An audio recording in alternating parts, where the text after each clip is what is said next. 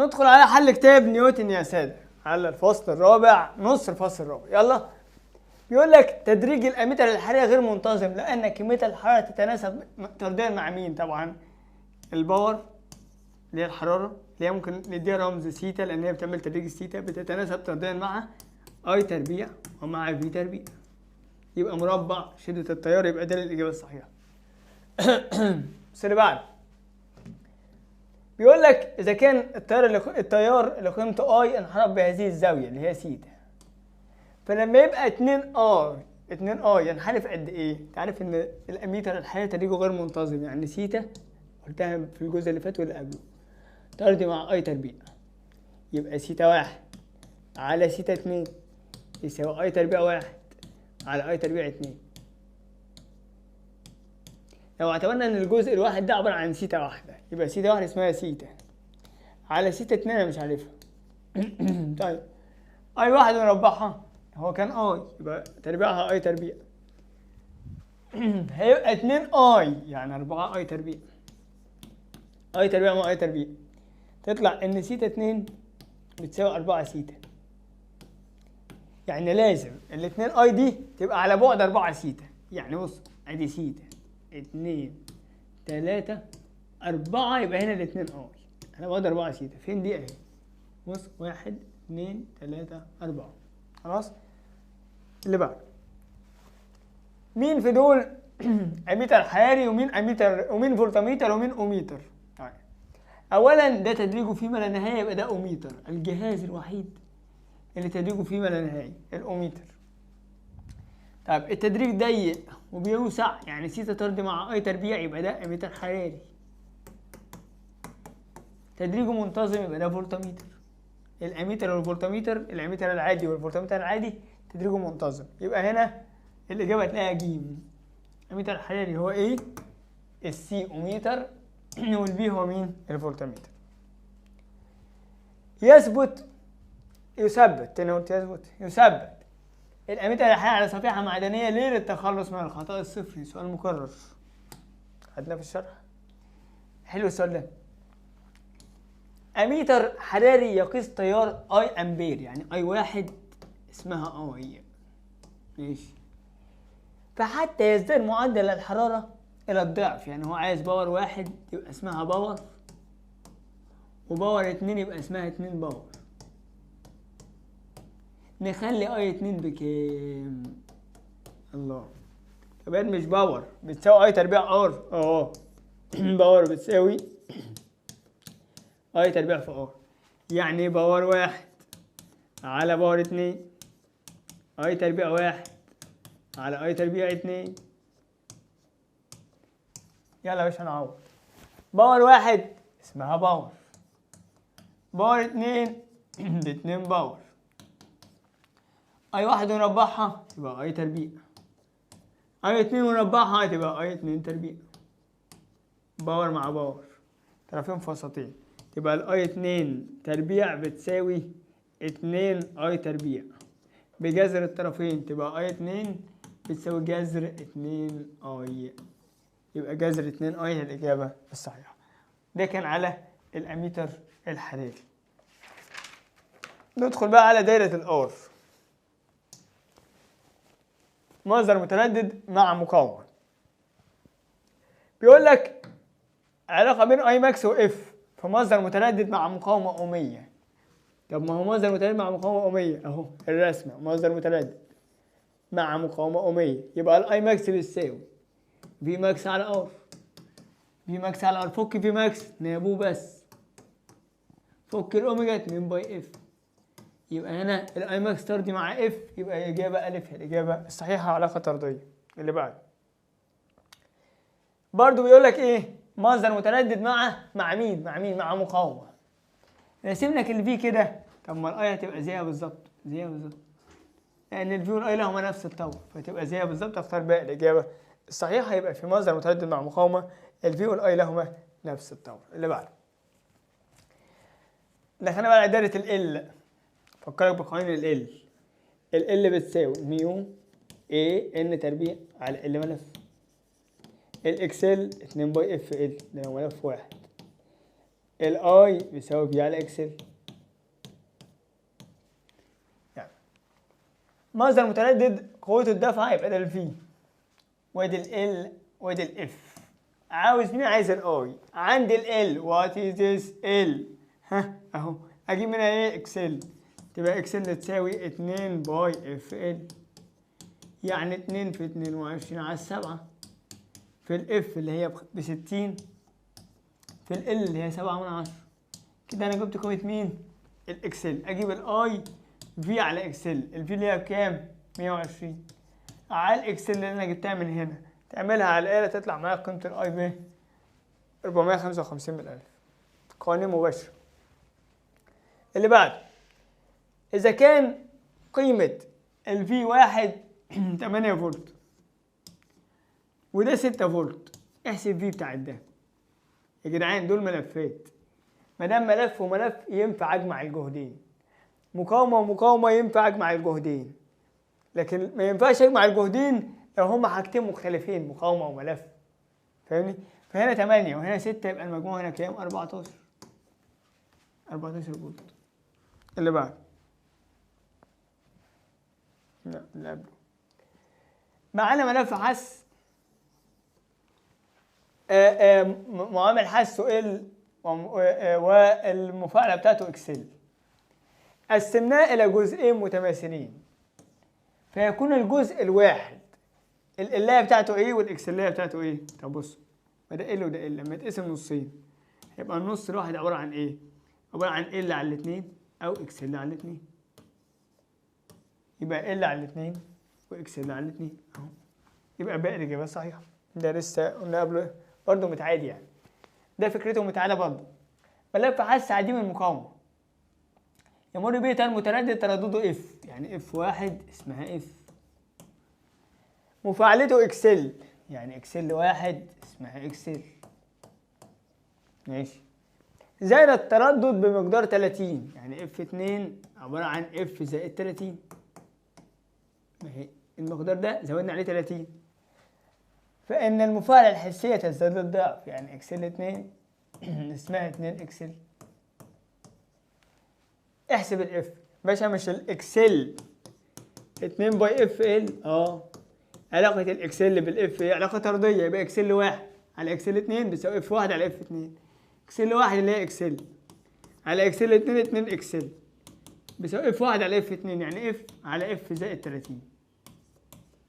دي مع دي 2 اف بيساوي اف زائد 30. يبقى الاف اللي هو عايزها ودي دي بعكس الاشارة، اف بيساوي 30 هرتز. يبقى الاولانية الاف الاولانية 30 هرتز، اف الثانية 30 زائد 30 يبقوا 60. هو بيسألني على الاولانية يبقى 30 هرتز. بقى الإجابة الصحيحة.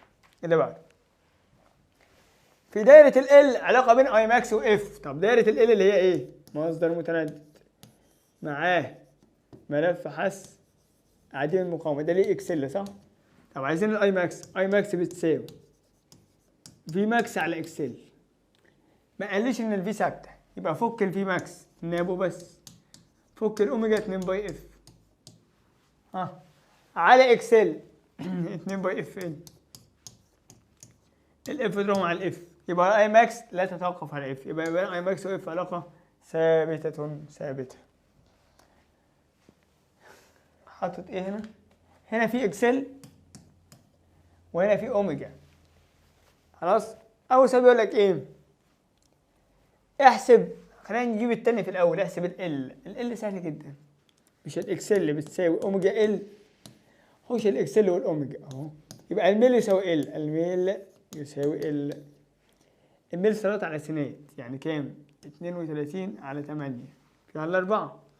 يبقى ال 32 على 8 في 10 سالب 2 في 10 أس 2 يعني. يبقى الميل بيساوي 32 على 8 في 10 أس 2 يبقى 4/100. يعني ده ال. طيب بص السؤال الأولاني بقى. الإكسل بكام لما تكون الأوميجا ب 1600؟ طب ماشي، ما أنا أقول إكسل بأوميجا ال. الاكس اللي بتساوي، عشان كده جبت التانية في الأول. الأوميجا ب1600 والال هي ب4%، يبقى 1600 في 4% تطلع معاك ب64، يبقى بقى الإجابة الصحيحة. اللي بعد ملفات متماثلة كل واحد فيهم ب3 هنري.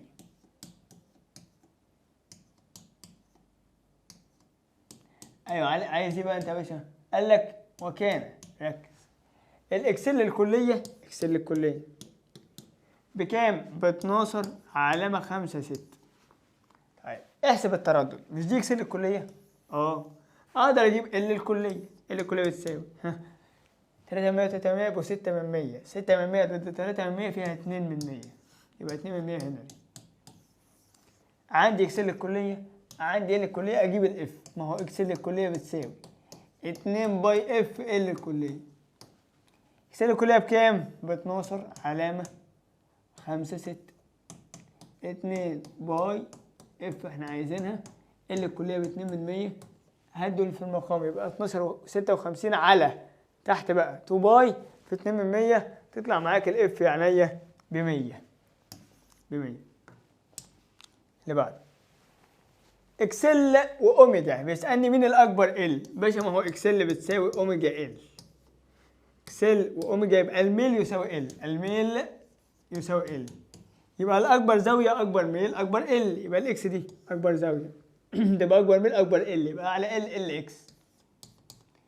خلاص، على ال اكس اكبر من دي الزاويه اللي بعديها ال واي اكبر من ال زد، يبقى اكس واي زد بقى الاجابه الصحيحه.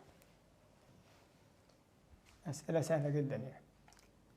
في الشكل المقابل اذا كان التيار اللي مر 5 امبير، احسب ال المجهول ده، سهل جدا. عندي في وعندي اي، اجيب الاكسل الكليه، الاكسل الكليه بتساوي 200 على 5 فيها 40. اكسل الكليه اجيب منها ال الكليه، الاكسل الكليه بتساوي 2 باي اف ال الكليه. عندي اكسل الكليه ب 40، 2 باي الاف بكام؟ 100 على باي. اجيب ال الكليه، تطلع معاك ال الكليه يعني ب 2 من 10 هنري. المفروض كل دول ب 2 من 10 هنري. طب 3 من 10 ضد كام؟ ما هدول ب 3 من 10 ضد كام؟ يديني 2 من 10 ضد 6 من 10 هنري، يبقى الإجابة 6 من 10 ألف هي الإجابة الصحيحة. كده حلينا على دائرة مين؟ الآر ودائرة ال. تعالى على دائرة السي. في الدائرة الموضحة عند غلق المفتاح ده إيه اللي يحصل؟ قلنا يمر تيار لحظي، يعني مصدر مستمر مع مكثف يمر تيار لحظي، يبقى المصباح هيضيء لحظيا ثم تنعدم إضاءته، يبقى ألف الإجابة الصحيحة. سؤال معتاد يعني. علاقة بين الاكس سي والواحد على سي. اكس سي واحد على سي، قانونك ايه؟ اكس سي بتساوي 1 على 2 باي اف سي. حوش الاكس سي والواحد على سي، يبقى الميل يساوي 1 على 2 باي اف، الميل يساوي 1 على 2 باي اف. هجيب الميل ازاي يا دكتور؟ صلاه على سنة 9 ده على ده مثلا 14 على 6 في 10 أس 3، يبقى الميل 14 على 6 في 10 أس 3 يساوي 1 على 2 باي اف. الاف بتساوي طرفين فاصلتين 6 في 10 أس 3 على 14 في 2 باي، تطلع معاك ب 68 هرتز. 3 مكثفات متماثلة وصلت على التوالي لتعطي سي واحد. تعال نجيب قيمة سي واحد. لو مكثفات على التوالي اهو ومتماثلة سي سي سي على التوالي، لما يقول لك هات السي خد القانون اعكسيه، يبقى هجيب الواحدة على عددهم، هم توالي اخدها توازي، يبقى كأنها سي على 3، يبقى سي واحد بتساوي سي على 3. هيوصلها توازي بقى، لما نوصلها على التوازي كده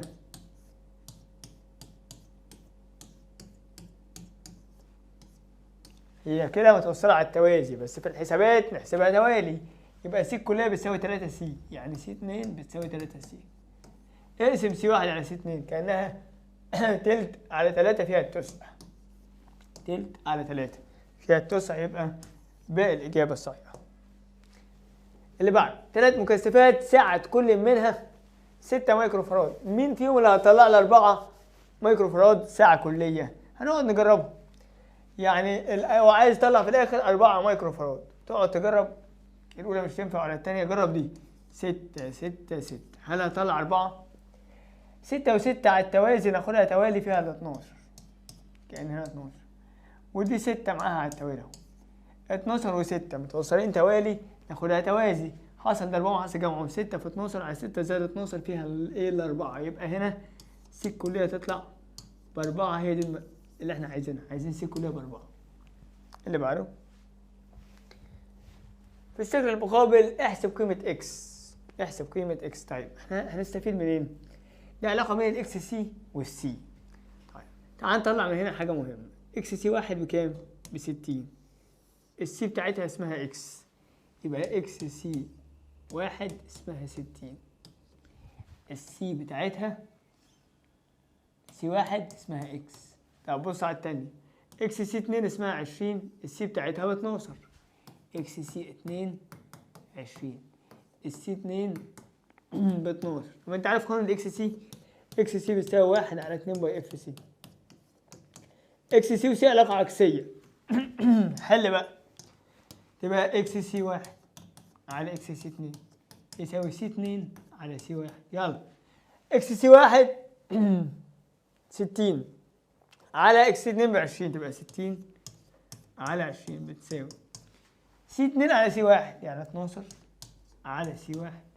راح اجيب بقى السي 1 تبقى اهي 20 في 12 على 60 فيها 4، يبقى الإجابة 4 مايكرو فراد، يعني 4 في 10 سالب 6 فراد، لأن ده كله بالإيه؟ بالمايكرو. خلصت خلاص. اللي بعده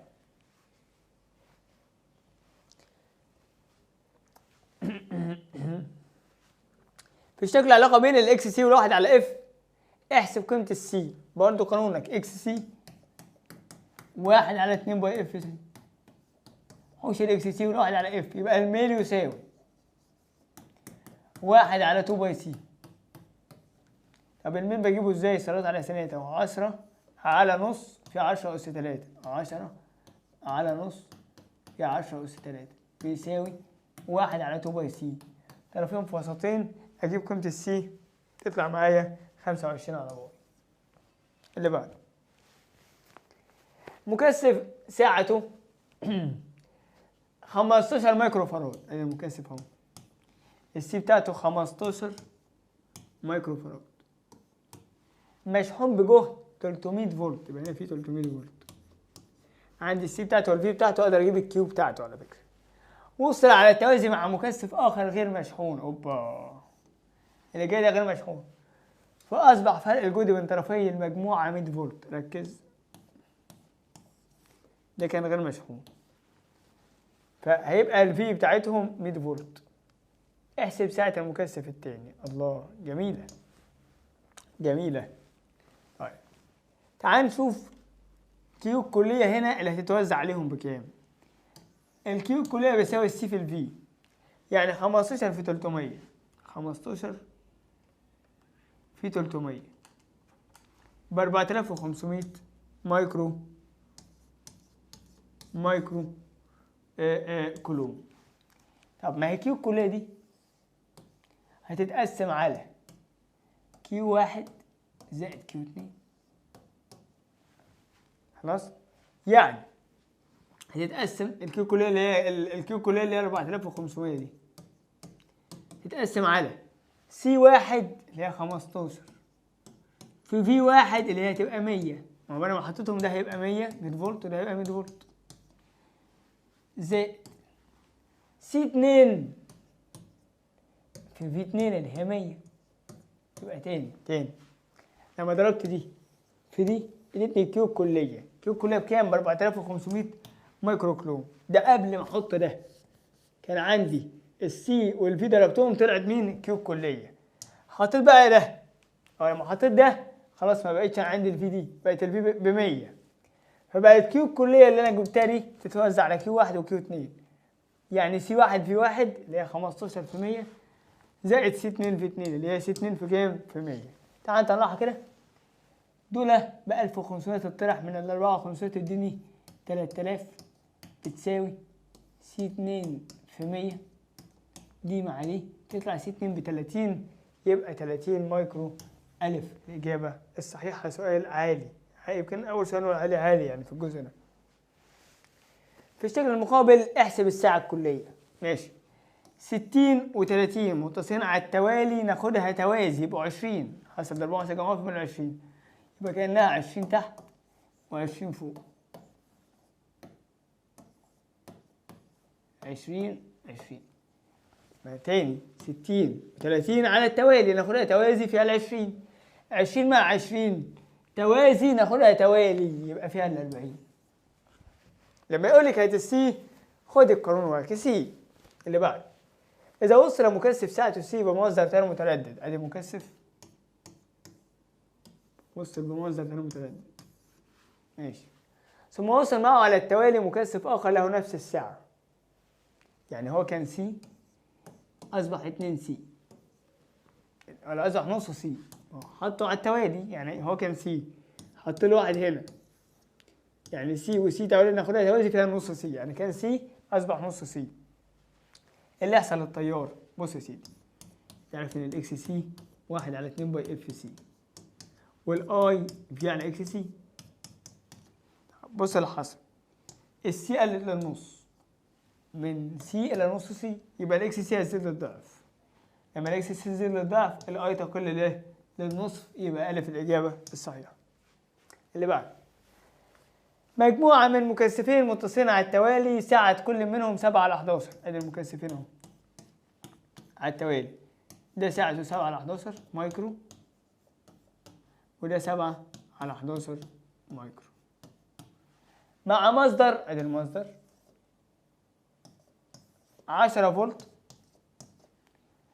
و50 هرتز. احسب اي الكلية.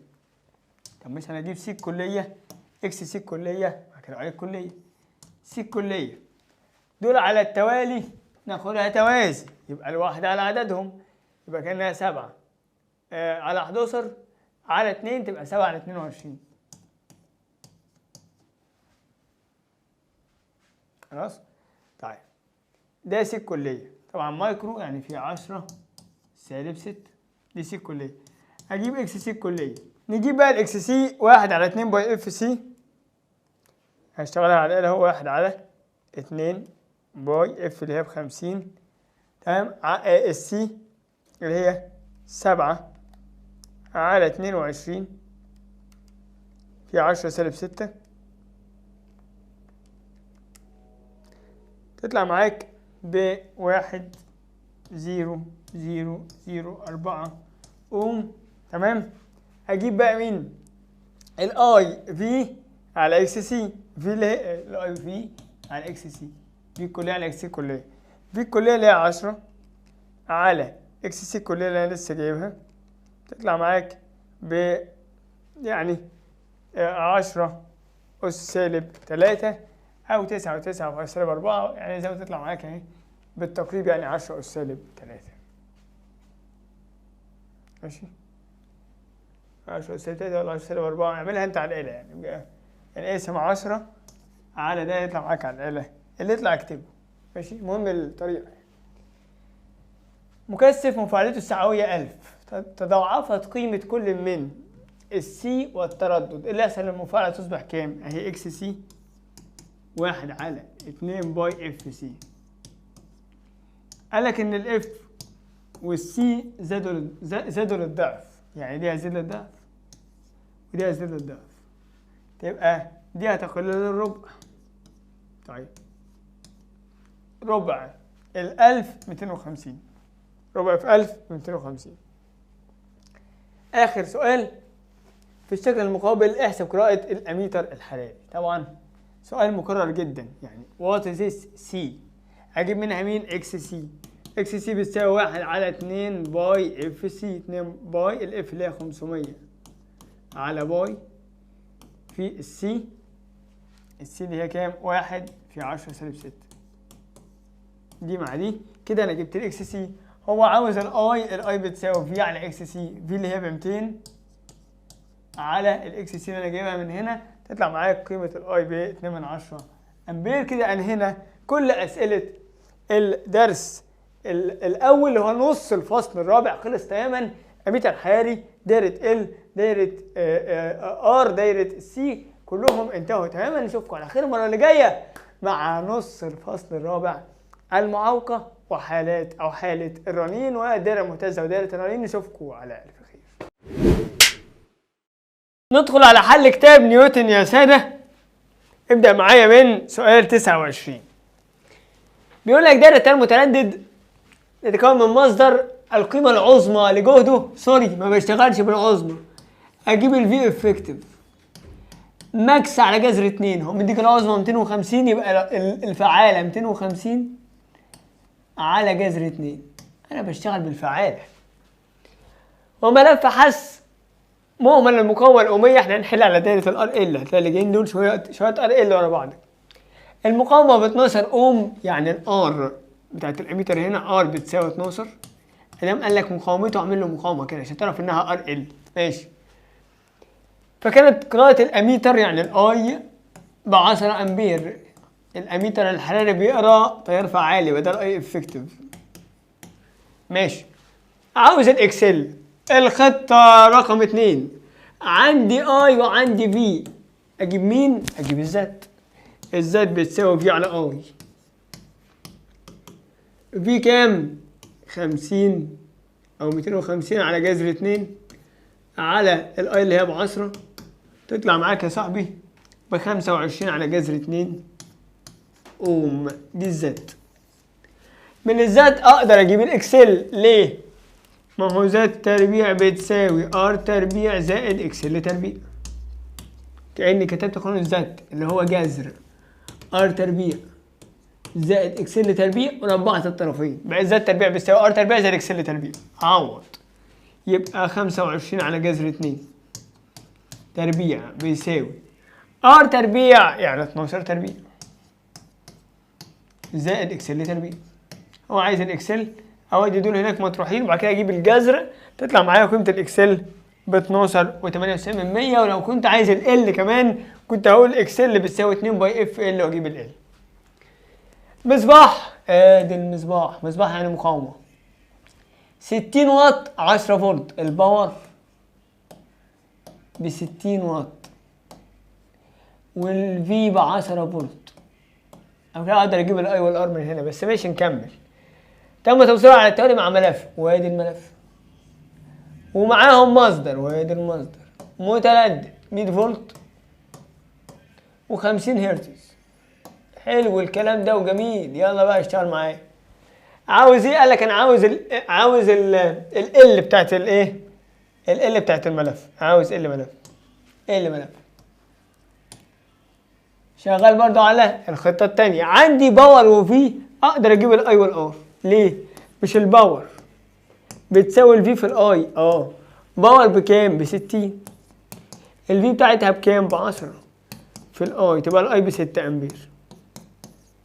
بروزها. طب تعال نجيب الار. مش معايا الاي ب 6 بتاع المقاومة؟ معايا الفي بتاعتها ب 10. تمام، نجيب مين؟ نجيب الار. الار بتساوي في على اي. الفي بكام؟ ب 10 على الاي بكام؟ ب 6 اهي. دي الار. كده معايا مين؟ الار ومعايا الاي ومعايا الفي ب 100.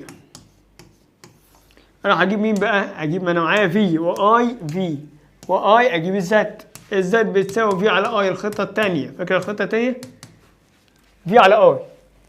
الفي بكام؟ 100 على الاي اهي 6. في على اي يعني 100 على ال6. خلاص. ادي الزد تطلع معاك بكام؟ 100 على 6 ب 50 على 3. 50 على 3 اوم. اختصرت بس كده. معايا الزد. معاك الزد، هات منها الاكسل ومن الاكسل هات ال. ازاي؟ ما هو الزد تربيع بتساوي ار تربيع زائد اكسل تربيع زي اللي فاتت بالظبط. معايا الزد ومعايا الار، اجيب الاكسل. الاكسل اللي بتساوي كام؟ تطلع معاك 5 جذر 11 عشان انت تشتغل بس شغل الآلة. طب ما الاكسل ب 5 جذر 11. طب ما الاكسل بتساوي 2 باي اف ال، يبقى 5 جذر 11 بتساوي 2 باي اف اللي هي ب50 ال. اجيب قيمة ال لما اجيب دول كلهم في المقام تطلع معايا ال ب 52 من 1000 هنري، يبقى الف الإجابة الصحيحة. اللي بعد في الشكل المقابل دايرة تيار متردد لها مقاومة 190 اوم، دي ب 90 اوم ماشي. وملف حسم وفعاليته يعني الاكسل 120 اوم. احسب التيار الفعال. طب ما انا عندي اكسل وعندي ار، دي الخطة الأولى بقى، احنا اشتغلنا على الخطة التانية من شوية اشتغلنا على الخطة التانية اللي هي كنا بنجيب الفي على اي نجيب منها الزات، ومن الزات تربيع بيساوي ار تربيع زائد اكسل تربيع بجيب منها الاكسل، ومن الاكسل بجيب ال اللي هي 2 باي اف ال. دي سميناها احنا في الجزء اللي فات بتاع حل كتاب الامتحان خطة واحد، خطة 2 سوري. امشي بقى معايا على خطة واحد. خطة واحد لو عندي ار وعندي اكسل اجيب الزات، ومن الزات اجيب الاي. عندي الاكسل وعندي الار اجيب الزات بيساوي جذر ار تربيع زائد اكسل تربيع، يعني جذر 90 تربيع زائد 120 تربيع. تطلع معاك بكام دي؟ تطلع معاك ب 150. ادي الزات ب 150. هات الاي بيساوي في على زد، في ب 375 على الزد هي 150. تطلع معاك القيمة ب 2.5، يبقى ده الإجابة الصحيحة. اللي بعد بيقول لك الشكل يبين تمثيلا لنمو التيار بالنسبة للزمن، يعني التيار بينمو بالنسبة للزمن. لحظة الغلق لجعل النمو يستمر لفترة أطول أعمل إيه؟ بص يا سيدي، مين اللي بيزود زمن النمو؟ ال الذاتي. كل ما ال الذاتي، قلت لك ال الذاتي ده عامل زي الحلة مخزن الطاقة المغناطيسية.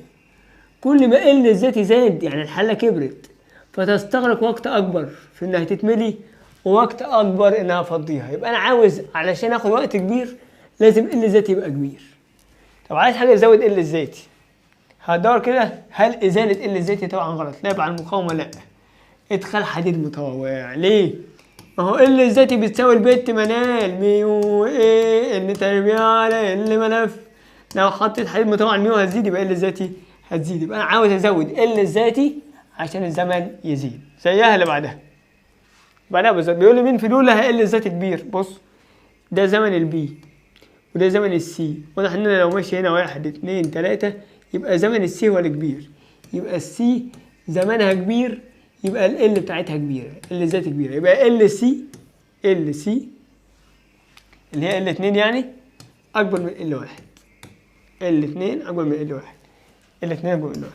يبقى اللي ليها زمن كبير لها ال كبيره زي اللي فاتت بالظبط. اللي بعده مصدر متردد اهو 200 فولت 50 هرتز. ادي 200 فولت، ما دام ما قاليش عظمى يبقى دي الفعاله. 50 هرتز يا صاحبي اهو.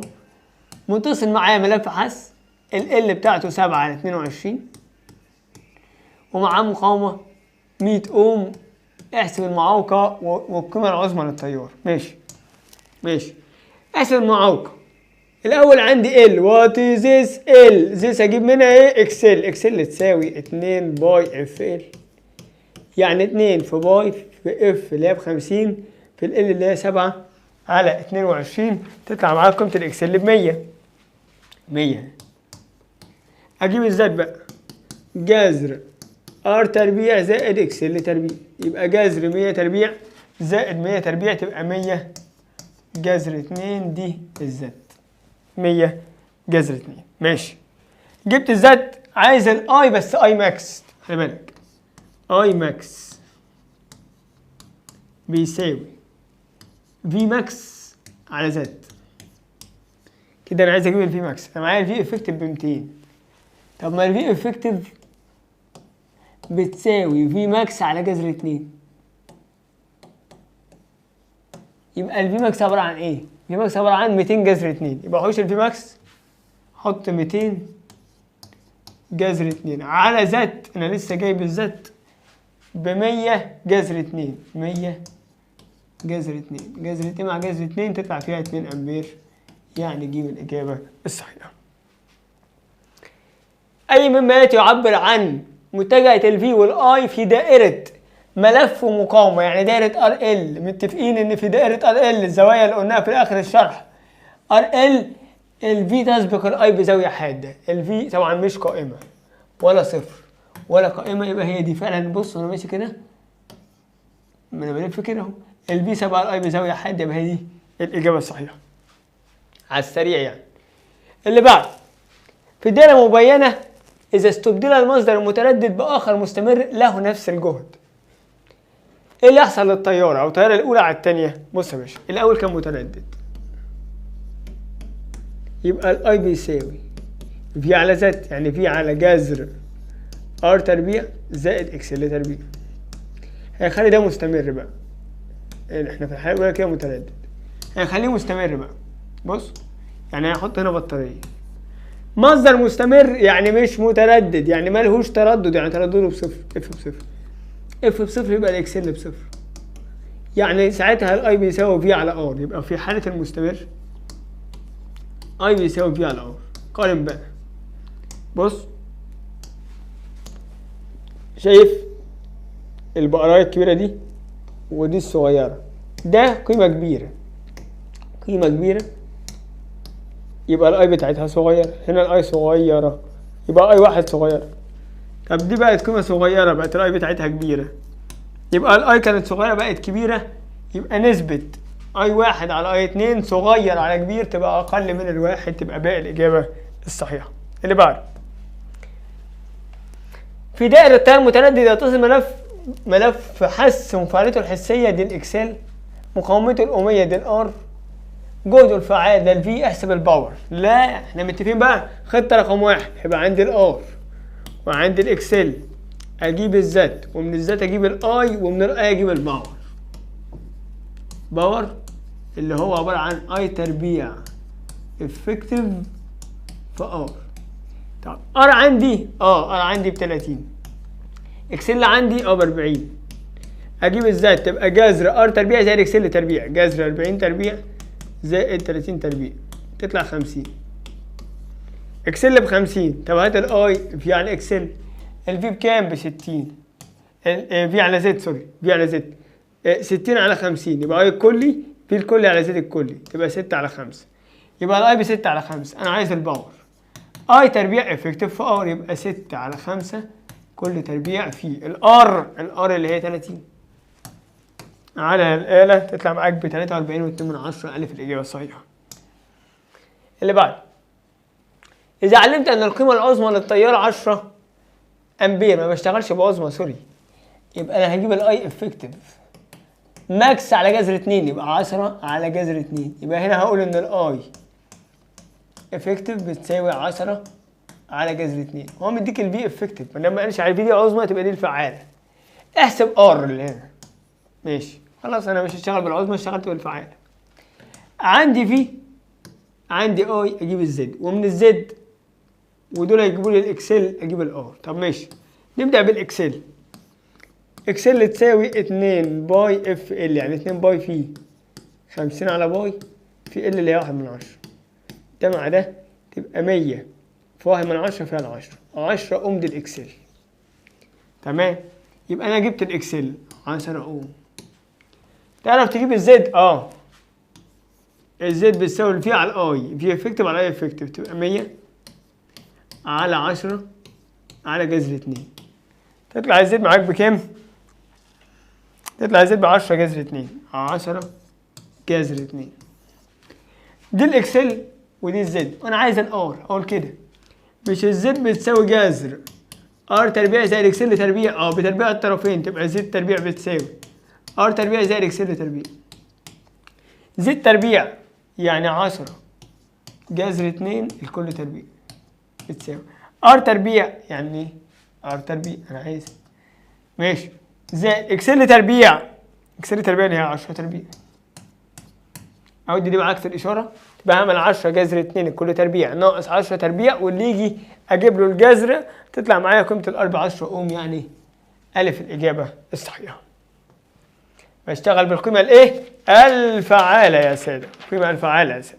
اللي بعد، في الرسم المقابل عند غلق المفتاح، لما اغلق المفتاح ده الفي والاي يترسموا ازاي؟ لما اقفل المفتاح كأن التيار يمشي كده، يبقى كأن الملف ده ملغي.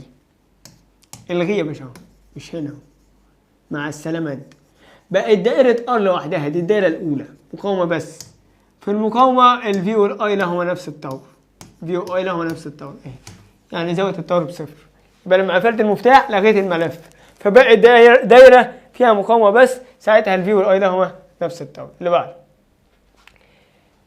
ال وسي. ال وسي بيقول لك مين في الاختيارات دي صحيح؟ دي دايرة ال سي، كنت بقول لك ساعتها هتبقى في كلية، راحت فين؟ ارجعي اهو، في كلية بتساوي في ال ناقص في سي. كنا بنعمل كده عشان لو في سالب يطير. يبقى لازم طرح الفي 1 والفي 2 يديني 50، يبقى لازم في ال ناقص في سي يديني 50. هل طرح دول 50؟ لا، طرحهم صفر. طرح دول 50؟ لا. 40 من 30 يبقى 10. 70 ناقص 20 50 دي صح.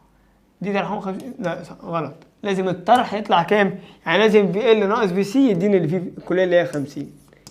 طب يبقى هنا لو فعلا 70 ناقص 20 تديني 50، يبقى هي دي الإجابة الصحيحة. ده كان حل على دائرة الار ال ودائرة ال سي. ماشي. نخش بقى على دائرة الار سي، مقاومة ومكثف. في الدائرة الموضحة إذا كانت سعة المكثف سي واحد كان زاوية الطورة 45. اهدى بقى.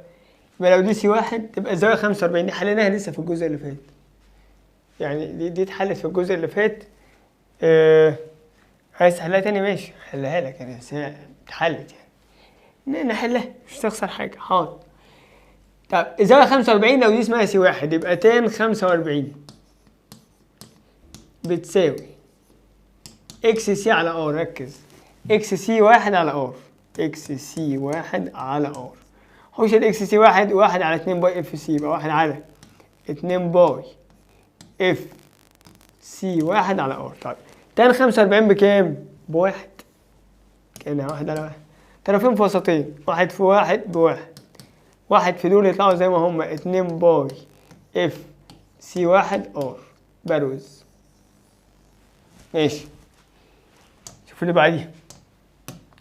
قال لك وعند تم تغيير المكثف خليناه سي 2، الزاوية حصلها ايه؟ زادت بمقدار 15. طب هي كانت 45 بقت 60، يبقى الزاوية في الحالة التانية ب 60. يبقى نعمل كده تان 60 تان 60 بتساوي اكس سي على ار. يعني هتبقى سالب اكس سي على ار، بس دي تبقى سالب. ماشي الاكس سي على ار من غير اتجاه يعني. اكس سي 2 على ار.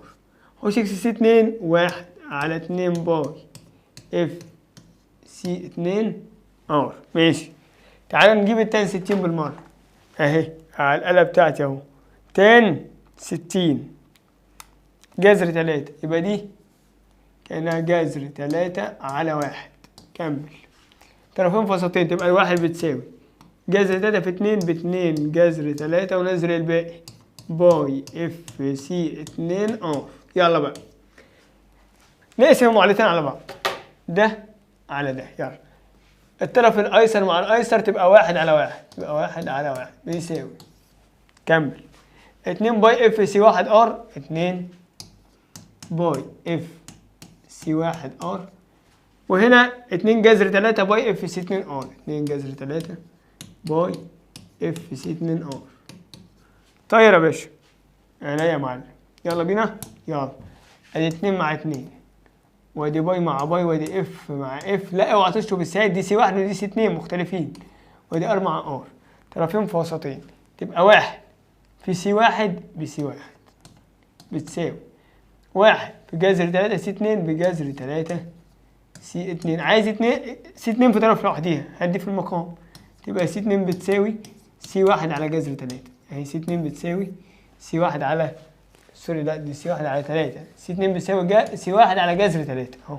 سي 2 بتساوي سي 1 على جذر 3. اللي بعد بيدي لك ايه هنا؟ بيقول لك دايره تيار متردد لها مصدر، المصدر ده ب 24 فولت. ماشي حلو قوي. معاه مقاومه 15 اوم، وكانت قراءه الاميتر يعني الاي ب 96 امبير. احسب الاكس سي. خطه رقم 2 فاكر انت؟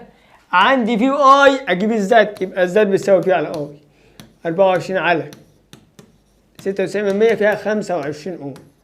دي الزد. عايز الاكس سي اقول كده، ما هو زد بتساوي جذر ار تربيع زائد اكس سي تربيع بتربيع الطرفين، تبقى زد تربيع بتساوي ار تربيع زائد اكس سي تربيع. يلا بابا، زد تربيع يعني كام؟ 25 تربيع.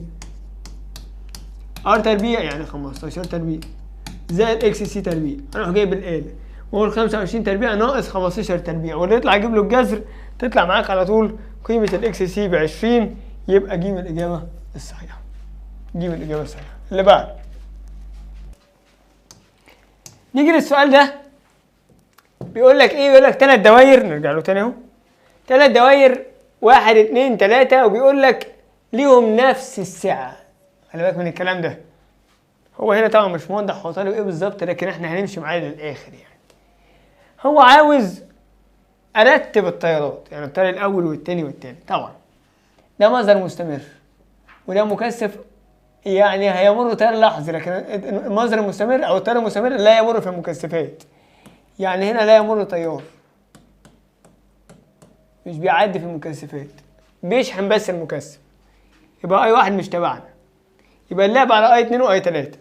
هات اي 2 ده مصدر بقى متردد، تبقى الاي بتساوي في على زد، يعني في على جذر ار تربيع زائد اكس سي تربيع، ار تربيع زائد اكس سي تربيع. كده انا معايا اي 1 هنا لا يمر، يعني نعتبرها صفر، وهنا اي 2. تعال نجيب اي 3. اي 3 يلا، انا همشي على حسب افتراضي ان هو عاوز التيارات ومثبت لي السعه، يعني اكس سي دي زي اكس سي دي، ماشي على فرضيته هو. بص معايا هيعمل ايه؟ قال لك هات هنا الاي بقى. طب ما هو اكس سي ضد اكس سي، الاكس سيهات زي المقاومات، لكن لما يقول لك هات السي خد القانون واعكسيه. دي اكس سيهات زي المقاومات، امسح اكس سي ضد اكس سي فيها نص اكس سي، يعني كان احوش دول كده وهحط مكانهم نص اكس سي، وماله اهو، يبقى هنا نص اكس سي. تعال نجيب الاي 3 بقى. اي بيساوي في على زد، يعني في على جذر ار تربيع زائد اكس سي تربيع. لما مربع النص يبقى ربع، يبقى زائد ربع اكس سي تربيع. لو انت مركز بقى، مبدئيا ده صفر، يبقى ده اقل واحد، يبقى اقل واحد اي 1، يبقى اي 1 ده اقل واحد. مين اللي بعده؟ بص كده، دي اكس سي تربيع لكن دي ربع اكس سي تربيع، يعني الواحد ده هو اللي كبير. لما بقارن ده بده يبقى المقام ده كبير، يبقى تياره صغير. طب المقام ده صغير يبقى تياره كبير، يبقى اعلى تيار اللي هو اي 3، بعده اي 2، بعده اي 1، يبقى باقي الاجابه الصحيحه. اللي بعده عندي في واي وعندي في سي وعايز الار. طب ما هي سهله، مش عندك الفي سي وفي الكليه اقدر اجيب الفي ار، ومن الفي ار والاي اجيب الار. طب ازاي يا دكتور؟ يا ما انت معاك الفي بتساوي جذر في ار تربيع زائد في سي تربيع باخذ تربيع الطرفين، يبقى في تربيع بتساوي في ار تربيع زائد في سي تربيع. الفي تربيع اللي هي كام؟ 20 تربيع. في ار تربيع عايزها، في سي تربيع 12 تربيع. هتطلع الفي ار بكام؟ تعالى نعمل كده 20 تربيع ناقص 12 تربيع واجيب لها الجذر. 20 تربيع ناقص 12 تربيع، واللي يطلع جذر عنصر، جذر العنصر تطلع ب 16. يبقى الفي ار بتساوي 16 فولت. طب مش الفي ار دي اللي هي اي ار؟ تبقى اي ار تساوي 16 فولت. طب ما الاي مدالي ب 2، تبقى 2 في ار تساوي 16 فولت، يبقى الار بتساوي 8. 16 على 2 فيها ال 8 اوم. خلصت خلاص. اللي بعده عامل لك ار واكس سي، يبقى دي دايره ار سي، وقال لك ان المصدر ده ان في واحد بتقرا في واحد 27 فولت، يعني الفي ار ب 27 فولت، دي اللي هي الفي ار. احسب في 2 وفي 3. طب ما انا عندي في ار وار، اقدر اجيب الاي. مش في قانون بيقول ان الفي ار بتساوي اي ار؟ في ار بكام؟ ب27. اي مش عارفها، الار بكام؟ ب9، تبقى الاي ب3. اي ب3 امبير. بس كده خلصت خلاص. ليه؟ اعتبر ان التيار اللي عدى من هنا 3 امبير، اللي وصل هنا 3 امبير، اللي وصل هنا 3 امبير. طب تعال نجيب بقى الفيهات. في واحد عبارة عن 3 في 9 ب27 هو مديهالي. في 2 سوري في 3 هنجيب في 3 اي اكس سي يبقى 3 في 12 ب36. طيب في واحد سوري في واحد جايبينها في 2 بقى. ما هو بص في واحد ب27، في 3 في 12 ب36 فولت. طيب دي 27 ودي 36. نجيب بقى الفي 2. في 2 ده اللي هو في الكلي اللي هو جذر في ار تربيع زائد في سي تربيع، يعني جذر 27 تربيع زائد 36 تربيع هتساوي 45. يبقى الفي 2 ب45 والفي 3 ب36. يبقى ألف الإجابة الصحيحة. سؤال حلو برضه. اللي بعد دائرة التيار المتردد كما بالشكل، فإذا كان فرق الجهد بين لوحي المكثف يعني في سي يساوي فرق الجهد بتاع الملف يعني يساوي في ال يساوي 22 فولت. يساوي 22 فولت. ماشي. احسب ال. طيب باشا هي في سي تساوي في ال، ما تيجي نخلص من الفي سي اي اكس سي. اخلص من الفي ال اي اكس ال. ماشي. كل دول بيساوي كام؟ بيساوي 22. طب لو انت طالب جدع ومركز، ما هي الاي هتطير مع الاي. ماشي. هيطلع عندي مين؟ الاكس ال بتساوي الاكس سي. الاكس ال بتساوي الاكس سي. اذا دي حاله ايه؟ رنين. طب تعالى نحل بقى. اكس ال يساوي الاكس سي. فك الاكس ال وفك الاكس سي. فك الاكس ال 2 باي اف ال على 1. فك الاكس سي 1 على 2 باي اف سي. تعال نشوف اللي عندك بقى. الاتنين عندك، باي عندك، اف عندك ب50 اللي انت عايزها. 2 عندك، باي عندك، اف ب50. سي اهي 1000 على باي تربيع في 10 سالب 6، يعني كله عندك معادل ال طرفين في وسطين تجيب قيمة ال على طول ببساطة وتطلع معاك. طبعا السؤال ده على حالة الرنين يعني تطلع 1 من 10. المفروض يتحل على المحاضرة اللي جاية، لكن حليته بطريقة بره الرنين اهو. هو قال لك ان الفي سي يساوي في ال، يعني اي اكس سي يساوي اي اكس ال. دي مع دي تبقى الاكس سي بتساوي الاكس ال. فكيت الاكس ال 2 باي اف ال، فكيت الاكس سي 1 على 2 باي اف سي. لقيت الوحيد اللي مش عندي هو ال اللي بعد. الرسمه مش باينه شويه، ارسمها لك بره. وبيقول لك انت عندك مكثف الاكس سي بتاعته ب 17 اوم. ده راجل محترم بيديك الاكس سي على طول. عامل جنبه هو ملف الاكسل بتاعته ب 11. عامل هنا مقاومة 8 اوم. عامل هنا اميتر ومديلك الاي ماكس ب3 جذر 2 ومديلك هنا المصدر المتردد. طبعا الاميتر ما ينفعنيش قصة ان هو يديني الاي ماكس دي، انا بشتغل بالفعالة. اي افكتيف بتساوي اي ماكس على جذر 2. اي ماكس مديلي بكام؟ ب3 جذر 2 على جذر 2. تطلع الافكتيف ب3 امبير. دي الاي افكتيف. معايا كده الاي. ممكن اجيب الزد. طبعا اجيب الزد. الزد بتساوي جذر ار تربيع زائد افتح قوس اكس ال ناقص اكس سي الكل تربيع. عندي كله، عندي الار والاكس ال والاكس سي. هعوض تطلع معاك بكام؟ تطلع معاك يا سيدي بكام؟ الزد تطلع ب10. 10 اوم. يبقى عندك الاي افكتيف وعندك الزد. عايز الفي. مش انت عارف ان الاي افكتيف بتساوي في افكتيف على زد؟ طب الاي بكام؟ الاي ب3. الفي احنا عايزينها على زد اللي هي بكام؟ ب10. طرفين في وسطين تطلع الفي ب30. خلصت خلاص. اللي بعد في الشكل المقابل. مفيش شكل مقابل، هو احنا هنرسم شكل مقابل. بس بص ركز في الرسمه اللي هرسمها دي. اتصل مصدر تيار متردد مقاومته الداخلية مهملة بمكثف وملف حث. يعني ايه؟ يعني ادي مكثف اهو ودي ملف حث. ماشي.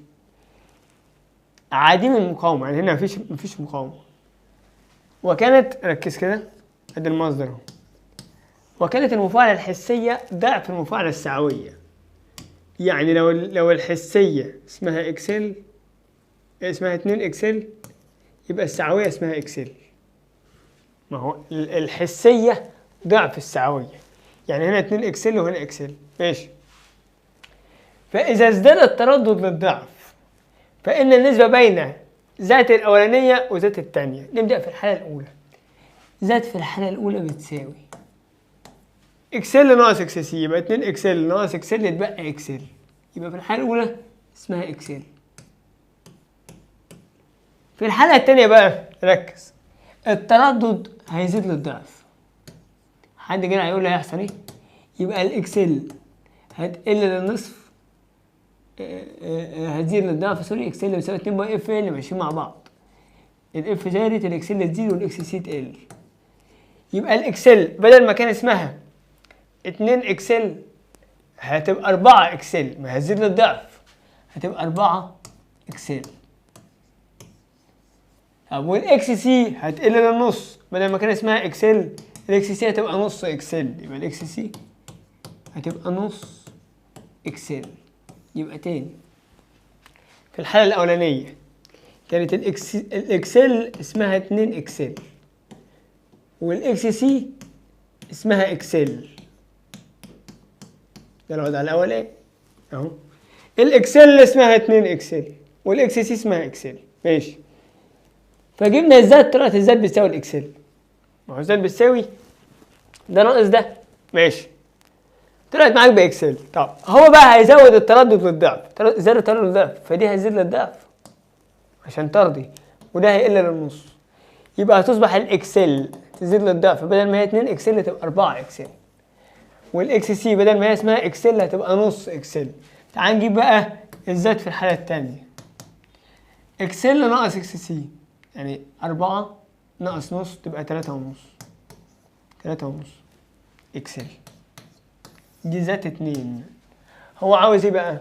عاوز ذات 1 على ذات 2. طيب يبقى كأني هقسم اكسل على 3 ونص اكسل اهو. اكسل 1 اكسل على 3 ونص اكسل. اكسل مع اكسل، هقول 1 على 3 ونص، 1 على 3 ونص ب2 على 7. جامدة جامدة. أول سؤال من بقالنا كتير نقول عليه سؤال حلو. اللي بعد في الشكل المقابل، دي دايرة فيها ايه؟ فيها ال والسي، قلت لك في الجزء اللي فات. يبقى هنا الفي ال وهنا الفي سي وادي الاي، لأن مفيش في ار بقى. يبقى زاوية بين الفي ال والفي سي كام؟ 180. يعني الفي ال يتقدم ب 180 عن الفي سي، يعني الفي سي يتأخر، الفي سي متأخر ب 180 عن الفي ال، يبقى تأخر ب 180 عن الفي ال، يبقى ألف الإجابة الصحيحة. في تاني؟ في سؤالين تاني. دائرة تيار متردد تحتوي على مقاومة أمية وملف مكثف، يعني دائرة ار ال سي. وكان الار بتساوي الاكس سي، يعني الار ممكن نديها 1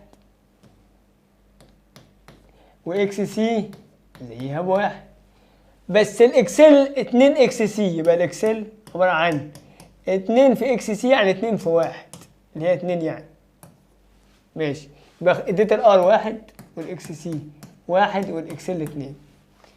احسب الزد. حاضر.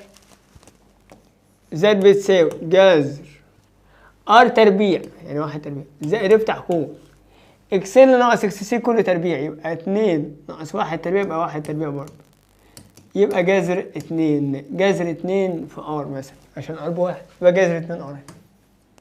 صعبة؟ طب عايز زاوية التور تان سيتا بتساوي اكسل ناقص اكس سي على ار. يعني اكسل ب2 ناقص اكس سي ب1 على ار ب1 تبقى شيفت تاني الواحد ب45. شيفت تاني الواحد بكام؟ 45. خلصت خلاص. اللي بعد في الدايرة الموضحة احسب الباور. متفقين احنا نجيب ازاي الباور يا جدعان. الاول لازم يكون عندي الاكسل اكس سي والار عشان اقدر اجيب الزد، ومن الزد اجيب الاي، ومن الاي اجيب الباور اي تربيع افكتيف في ار. طب يلا عندي اكسل واكس سي وار على الرسم. هنجيب الزد جذر ار تربيع زائد افتح قوس اكسل ناقص اكس سي كل تربيع. ار تربيع يعني 40 تربيع زائد افتح قوس اكسل ناقص اكس سي 25 ناقص 25 على 0 تربيع. يبقى جذر ال 40 تربيع فيها ال 40 يبقى الزد ب 40. هات الاي، اي بيساوي يعني زد، يعني كام على كام؟ يعني هتقسم ال 200 اللي هي الفي على 40. طلع كام معاك؟ طلع 5 امبير. كده انا جبت الاي افكتيف ب 5 امبير.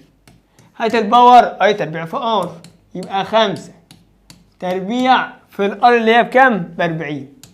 5 تربيع في 40 فيها ال 1000 واط. يبقى باقي الاجابه الصحيحه ده. لغايه هنا عشان الباقي على حاله الرنين بتاعه المره اللي جايه باذن الله. كده خلصنا كل الاسئله بتاع كتاب الامتحان وكتاب نيوتن والسنوات السابقه على دايره الار ال والار سي والار ال سي. يعني حصه جامده جدا. نشوفكم على الف خير المره الجايه.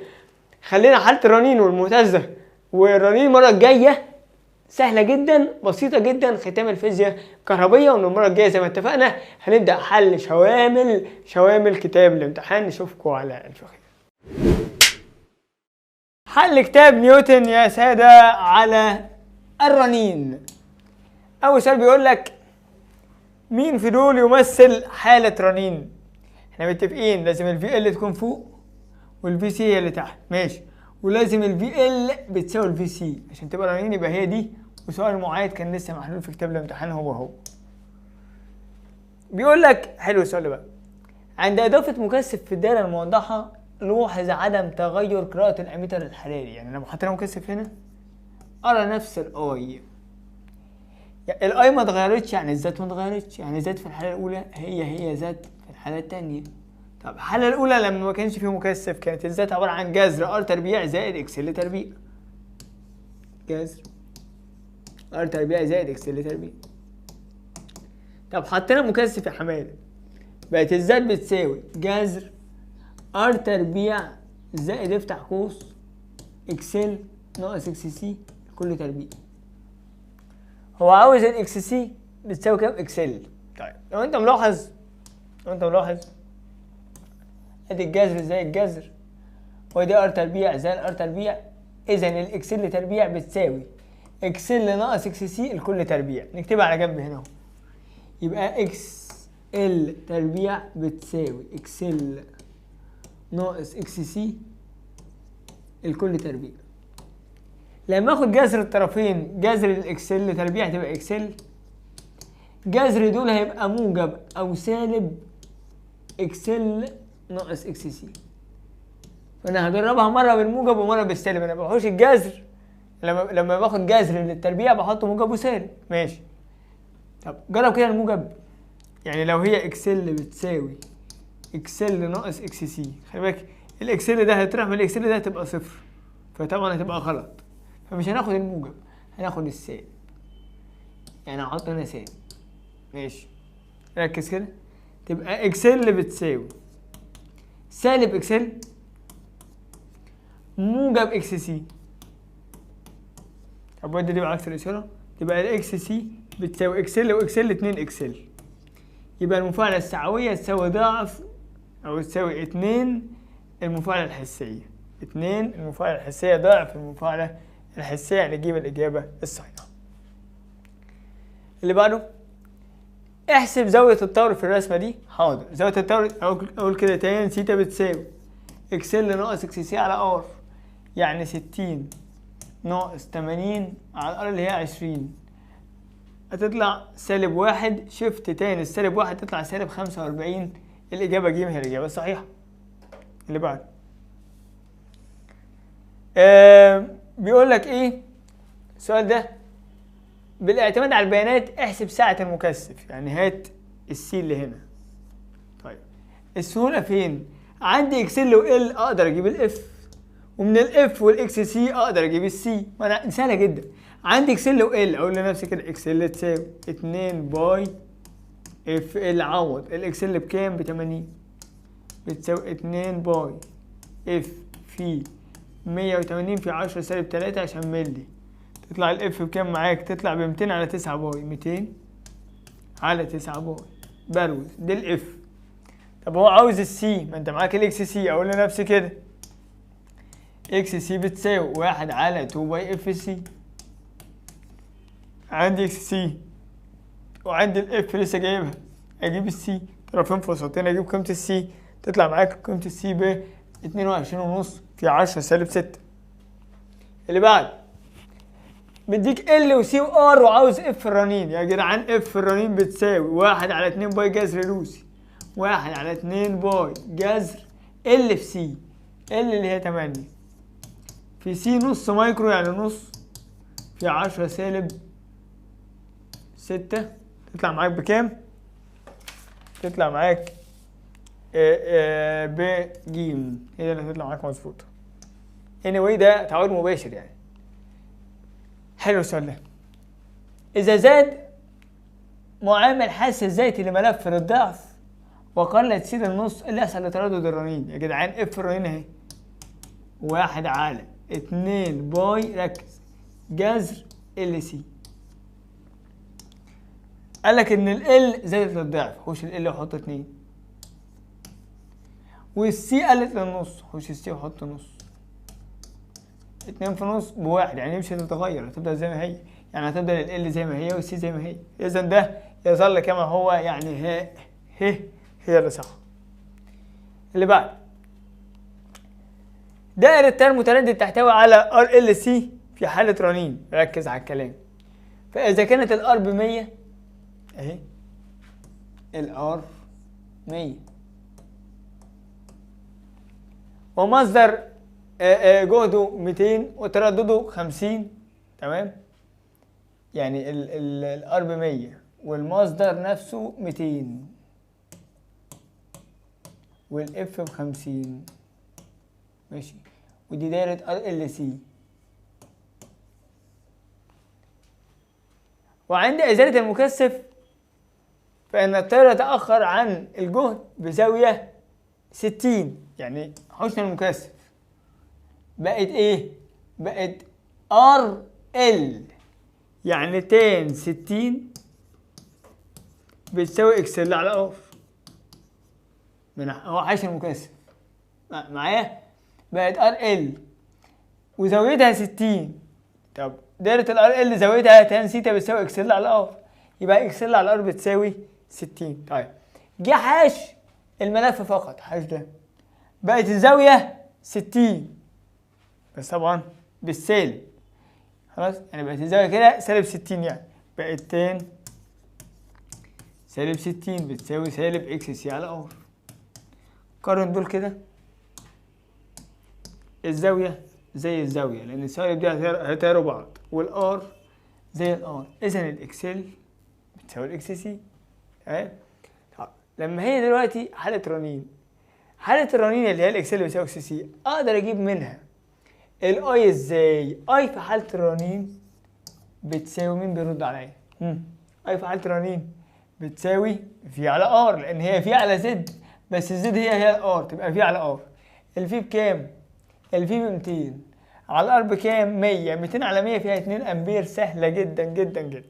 اللي بعد على القوانين، مديك ال ومديك اف الرنين وعاوز السي. فاكر القانون التالت؟ سي بتساوي 1 على سي في الرنين، يعني بتساوي 1 على 4 باي تربيع اف تربيع ال، يبقى 4 باي تربيع على الآلة. اف تربيع يعني 80 تربيع، ال يعني 2، ارمي كل ده على الآلة تطلع معاك بواحد و 98 في 10 سالب 6، يعني 91 مايكرو فراد. اللي بعد بيسألك مين في النقاط دي، لسه حالين زي برضه في السنوات السابقة، بيكون في جهد المصدر، يعني في المصدر بيساوي جهد المقاومة. طب في بتساوي في ار دي لما تكون حالة رنين، يبقى هو عايز فين النقطة بتاعت الرنين؟ اهي اقل نقطة في الزد هي نقطة الرنين سي، يبقى سي فقط. هي اللي عندها رنين. اما دول بتبقى خواص سعويه، اللي قبل الرنين سعويه واللي بعد الرنين حسيه، وكنت بخليني اقول لك سعويه رنين حسيه. اللي بعد الشكل البياني يمثل تغير شريط التيار الفعال بتغير تردد المصدر. ماشي. فإن معامل الحس الذاتي للملف كام هنري لمرور أقصى تيار. أنا عايز ال بتاعت الرنين. طب ما ال الرنين بتساوي مين؟ يقول لي أهو 1/4 باي تربيع اف تربيع سي. فين اف الرنين؟ اف الرنين اهي 3/10 في 10 أس 3. يبقى جبت كده اف الرنين ب3/10 في 10 أس 3. طب فين السي؟ السي اهي 9 في 10 سالب 6. السي 9 في 10 سالب 6. ومش هيستخدم الفيديو اصلا خالص. انا عايز ال تبقى 1/4 باي تربيع اف تربيع اللي هو ده تربيع في السي اللي هي 9 في 10 سالب 6. تطلع معاك قيمة ال مباشرة، تطلع زي ما تطلع بقى معاك. خلاص سهل. تطلع معاك 3/100 تقريبا. اللي بعد دايرة رنين سعة مكثفها 40 مايكرو فراد. ركز في الكلام. يبقى السعة سي 1 40 ومديك كله بالمايكرو فخلاص. ماشي. تستقبل موجة ترددها 750 كيلو هرتز. يبقى التردد اف 1 750 كيلو هرتز. هو شغال بالكيلو برضو في الناحيتين، حتى الاختيارات كلها بالكيلو، فخليها زي ما هي، دي نسب. ماشي. عندك سي 1 وعندك اف 1. ركز بقى. فإذا استبدل الملف بآخر حسوا 5 أمثال الأول. يعني لو ال 1 كان اسمها ال 2 هتبقى 5 ال التاني 5 أمثال الأول. وزيدت السعة بمقدار 32. يعني لو سي 1 اسمها 40 سي 2 هنزود عليها 32 فتبقى 72. زيد عليها مقدار 32 زود عليها 32. احسب اف 2. الله.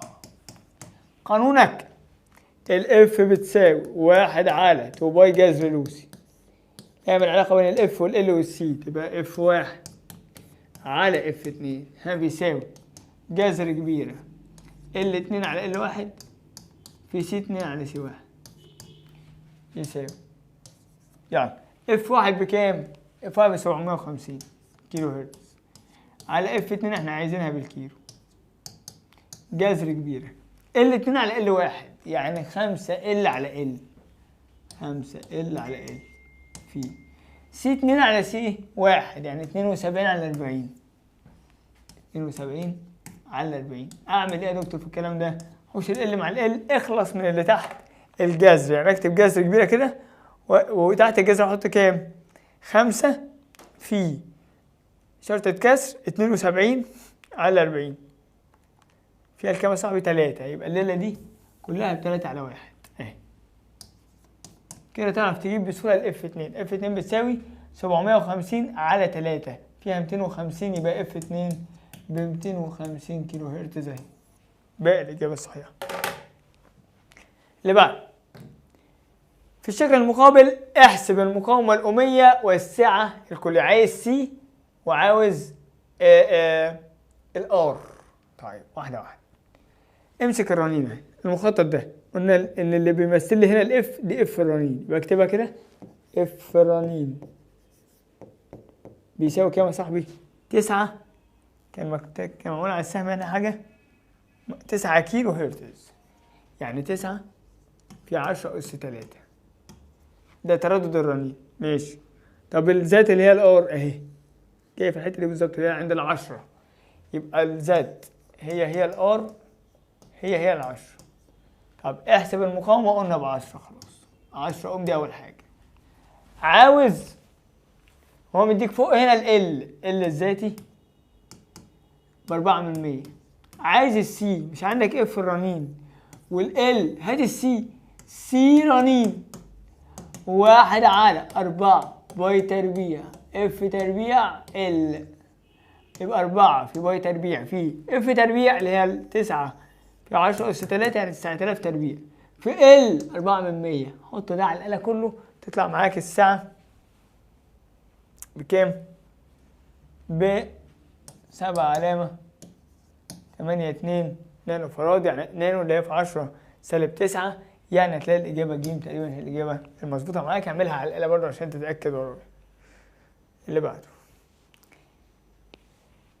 النسبة بين الذات على الار في دائرة مهتزة في حالة رنين. ما دام حالة رنين تبقى الذات بتساوي الار.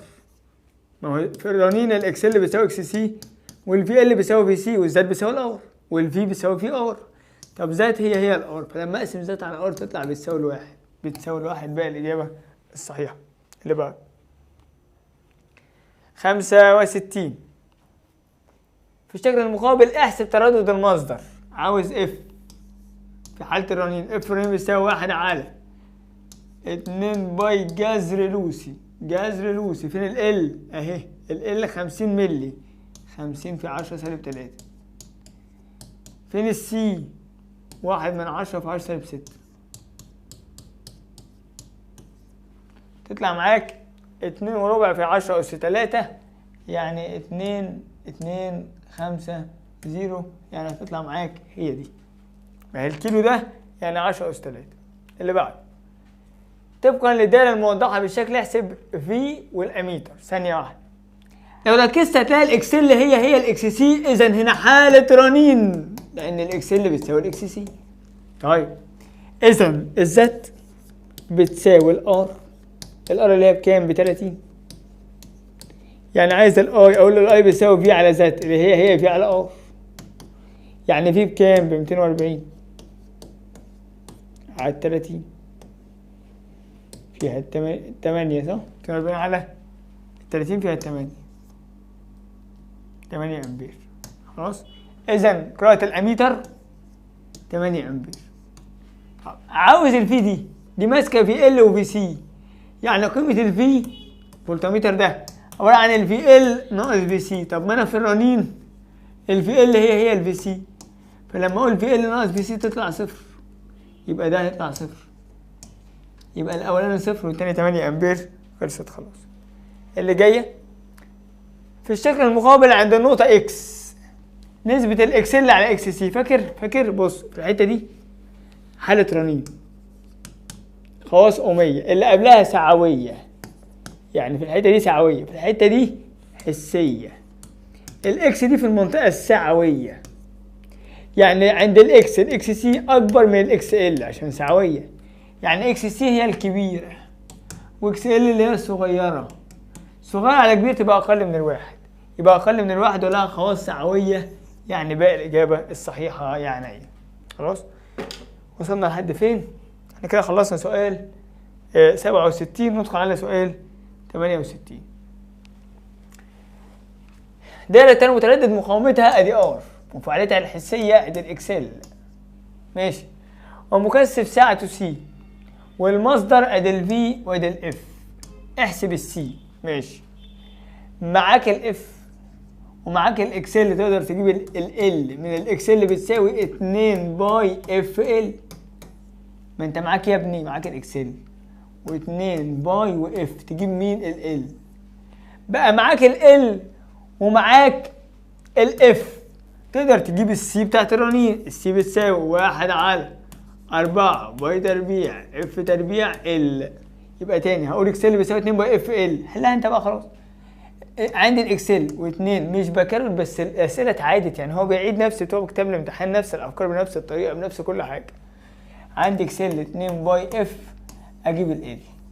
جبت ال، معاك ال ومعاك اف، تقدر تجيب السي. القانون اللي تعبنا منه، السي بتاعت الرنين 1 على 4 باي تربيع اف تربيع ال.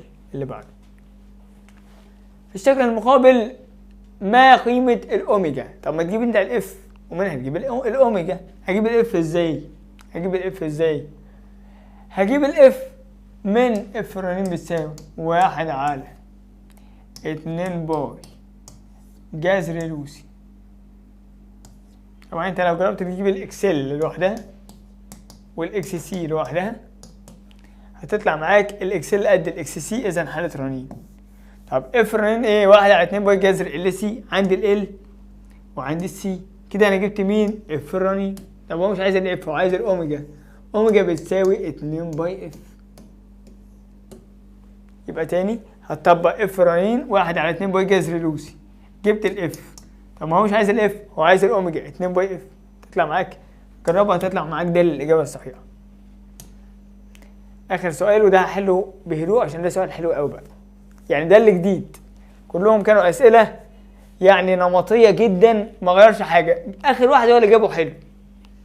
بيقول لك بما ان الفي بتساوي 20 ساين 2000 تي، طب ما نكتب قانوننا في بتساوي في ماكس ساين 2 باي اف تي من قانون الدينامو. اذا في ماكس ب 20، هات منها الافكتيف بالمره تبقى في افكتيف 20 في 707 من 1000 او 20 على جذر 2. كده معاك في ماكس ومعاك ايه في افكتيف. طيب ساوي الحته دي 2 باي اف تي بتساوي 2000 تي، 2 باي اللي هي ب 180 بتاعت الزاويه اف تي بتساوي 2000 تي، ادي التي مع التي. اجيب لك الاف 2000 على 360، 2000 على 360 50 على 9، يعني الاف 50 على 9. بروز دي وبروز الفي افكتيف عشان لما انا عاوزها. ماشي، عندك ايه؟ عندك ال وعندك سي وعندك اف. وات از ذس ال؟ اجيب منها ايه؟ اكسل تساوي 2 باي اف ال، يعني 2 باي بتاعت الآلة، الاف اللي احنا هي 50 على 9 في ال طلع بكام؟ ال عندي بكام؟ ب5 في 10 سالب 3، يطلع معاك ب10 اوم. طب هات الاكس سي 1 على 2 باي اف سي، هتعوض برضو تطلع معاك ب10 اوم. طلعت الاكسل قد الاكس سي، اذا حالة رنين. ادام رنين بقت سهلة. عايز قراءة الاميتر سهلة، بدل ما اقول الاي بتساوي فيه على ذات، ما هي الذات هي الار عشان دي رنين، يبقى الاي بتساوي فيه على ار. في اللي هي بكام؟ اهي 20 جذر 2، 20 على جذر 2 دي الفي على الار. الار فين الار؟ الار بقى الار بتاعت كله اللي هي 4 و6 10، دي يطلع معاك ب1.4 امبير. يبقى قراءة الاميتر 1.4 امبير. تعال نجيب الفولتميتر. يلا قراءة الفولتميتر ده ماسك ايه؟ قال لك ماسك الثلاثه دول.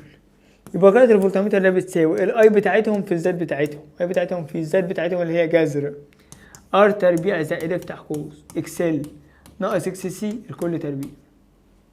ماشي، ركز بقى معايا، الله يخليك ركز الله يخليك. الفي اللي احنا عايزينها اي جبناها بكام؟ ب1.4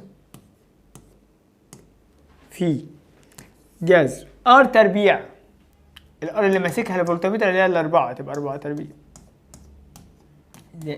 اكسل ناقص اكس سي، قلنا 10 ناقص 10 لسه جايبينها من شويه فهيطيروا مع بعض. يبقى هضرب 1.4 في 4، 1.4 في 4 تطلع معاك بكام؟ ب5.6. اذا الاي ب1.4 والفي ب5.6. فكرتها ان مادام انت عايز الفي بتاعتهم دول يبقى الاي بتاعتهم في الزد بتاعتهم عشان تجيب الفي بتاعتهم. خلاص، يبقى حكايتها من الاول حليت على المعادله دي، جبت الفي افكتيف بكام وجبت التردد بكام. خلاص، ادام جبت الفي افكتيف وجبت التردد انت كده باشا. معاك دول، معاك الاف طب ودي ال اجيب منها اكسل 2 باي اف ال طلعت ب10. معاك سي اجيب اكس سي 1 على 2 باي اف سي طلعت ب10. طب ما طلعت الاكسل قد الاكس سي يبقى حاله رنين تبقى الاي بتساوي فيه على ار. الفي اهي والار اللي هي 4 و6 10، يبقى الفي على 10 في على ار تديني قيمه الاي اللي هي 1.4. طيب عايز اجيب بقى قراءه الفولتميتر ده، الاي بتاعتهم في الزد بتاعتهم، اي بتاعتهم اللي هي 1.4. طيب الزد بتاعتهم ار تربيع زائد افتح قوس ار تربيع اللي هي اللي ماسكها الفولتميتر 4 تربيع زائد افتح قوس اكس ال ناقص اكس سي 10 ناقص 10، فدول هيطيروا كده. فضربت 1/4 في الأربعة، ما هي جذر الأربعة تربيع تبقى 4، 1/4 في 4 3 5 و6، يبقى دي بكام؟ 5 و6. 5 و6 ودي 1/4، يبقى دي الإجابة الصحيحة. أجمل سؤال فيهم السؤال الأخير، الباقي كله أسئلة هبلة بتاع كتاب نيوتن. خلص كده أسئلة كتاب الامتحان وكتاب نيوتن، وخلص معاها كل الكهربية. انتصرونا 4 محاضرات هيخلص فيهم ال4 فصول بتوع الحديثة. يعني المحاضرة اللي جاية إن شاء الله الفصل الخامس كله. نشوفكم على ألف.